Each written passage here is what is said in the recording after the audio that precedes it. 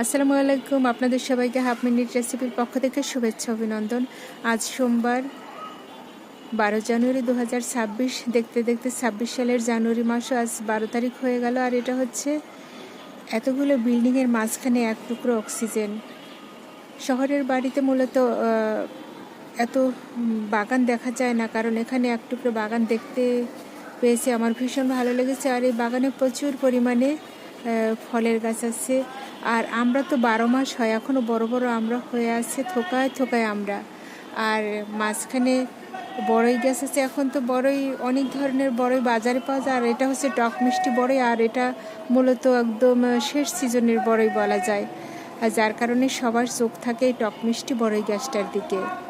আর 12 মাসই আমরা তো আছি, জাম আছে, আম আছে, আমের মুকুল এসেছে।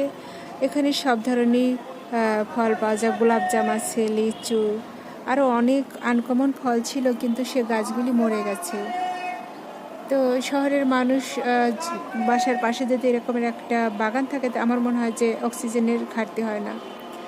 আর অক্সিজেন ছাড়া যেহেতু আমরা বাঁচবো না, তাই আমার মনে হয় যে প্রত্যেকের বাড়ির পাশে বা ছাদে গাছ লাগানো উচিত। আমার বাবলুসোনা যেটা করে, আমার বাবলুসোনার রেসিডেন্সের চারপাশে গাছ, তারপর নিজের ছাদ বাগান করেছে, সেখানে শতাধিক গাছ আছে, বিভিন্ন ধরনের ফলের গাছ হয়।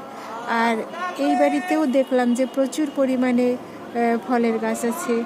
কাঁচা কলা থেকে শুরু করে একদম অনেক ধরনেরই ফল এই বাগান থেকে পাওয়া যায়। কিন্তু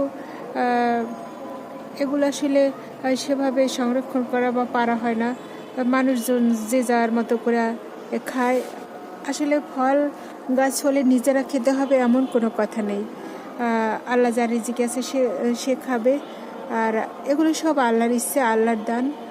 আল্লাহ যে গাছ ইচ্ছে ফল দেবে, যে গাছ ইচ্ছে হবে না ফল দেবে না। আল্লাহর দুনিয়ায় অনেক ধরনের মানুষ দেখেছি। আর আমার বাবলুসোনা হচ্ছে তার মধ্যে একদম আনকমন একটা মানুষ, সুন্দর মনের মানুষ। আর আমার 3টে ময়না পাখি আছে। ময়না পাখিরা তো বড়ই খেতে ভীষণ পছন্দ করে, আর তারা ফোন দিলে তো ফোন ছাড়বে না, কথা বলবে। আমার ভীষণ ভালো লাগে। ওই যে আমাদের কাজের খালা যাচ্ছে, আর বলবে যে না কাজ, আমি আসবো না, আমি অসুস্থ। দেখেন কি অবস্থা, ওই যে বাস্তবে দেখে মাসে মনে হয় 4-5 দিনও আসে না। এই হলো কাজের খালাদের অবস্থা। আর ওই যে একটা কাঁঠাল গাছ আছে, এই কাঁঠাল গাছটার বয়স অনেক, কিন্তু সে 5তলা সুই করছে, তারপরও সে কোনো ফল দিচ্ছে না। পাশে আম গাছটা ভীষণ ভালো, আম খায়, ওটা কিছু মুকুল এসেছে। আর আমরা ভীষণ সুন্দর এবং 12 মাস ও আম দিয়ে যায়। আর ওই পাশে এটা 12 মাসি আম গাছ। এখানে আসলে ফলের ভান্ডার বলা যায়, ফলের ভান্ডার, আবার অক্সিজেন সিলিন্ডারও বলা যায় বাগানটাকে।